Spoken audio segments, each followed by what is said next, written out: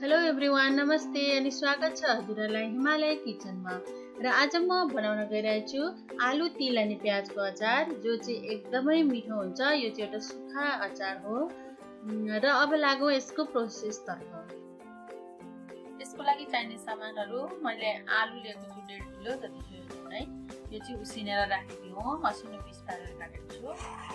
त्यसैगरी झन्डै 1 कप सेतो तिल, मैले चाहिँ आज सेतो तिल लिएको छु र कालो तिल प्रयोग गर्न पनि सक्नुहुन्छ हजुरहरूले। एउटा ठुलो रातो प्याज लामो पारेर काटेको, 5 ठुलो चम्चा तेल, 3 ठुलो चम्चा कागतीको रस, त्यसैगरी कुटेको अदुवा, हरियो खुर्सानी 5 वटा जति चाहिँ त्यसलाई मैले पिस पारेर काटेको छु। 1 ठुलो चम्चा धनिया, जीराको धुलो, धनियाको धुलो, बेसार, नुन स्वाद अनुसार, मेथी। र यो अचारको लागि मेथी चाहिँ एकदमै इम्पोर्टेन्ट कुरा हुनेछ।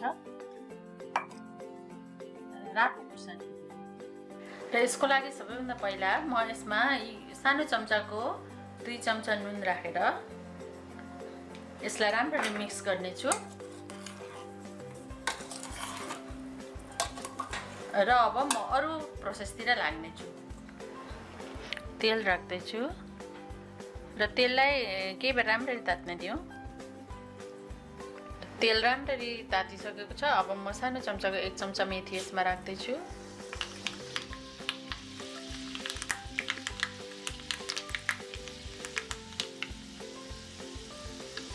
र त्यसैगरी खुर्सानी अलिकति लो गरिदिनु पर्ने छ अब।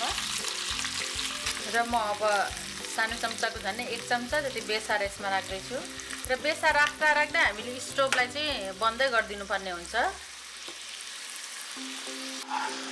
र म यसरी तातेको तेललाई चाहिँ अब आलुमा झान्दैछु।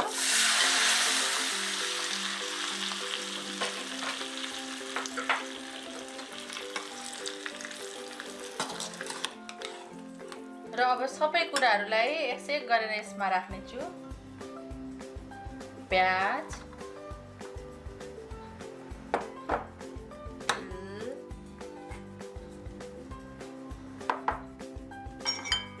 रातो खुर्सानीको धुलो,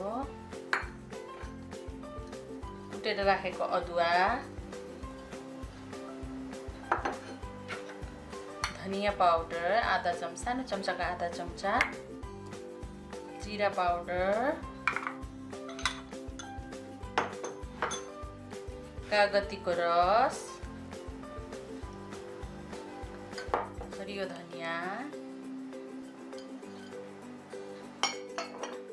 नुन राख्न चाहनुहुन्छ भने अरू थप्न सक्नुहुन्छ। र म यी सबै कुराहरूलाई राम्ररी मिक्स गर्दैछु।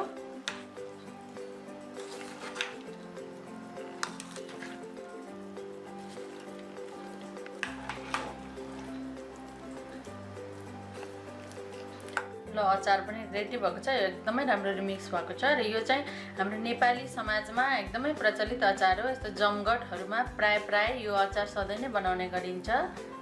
र म अब यसलाई प्लेटमा राखेर सर्भ गर्दैछु।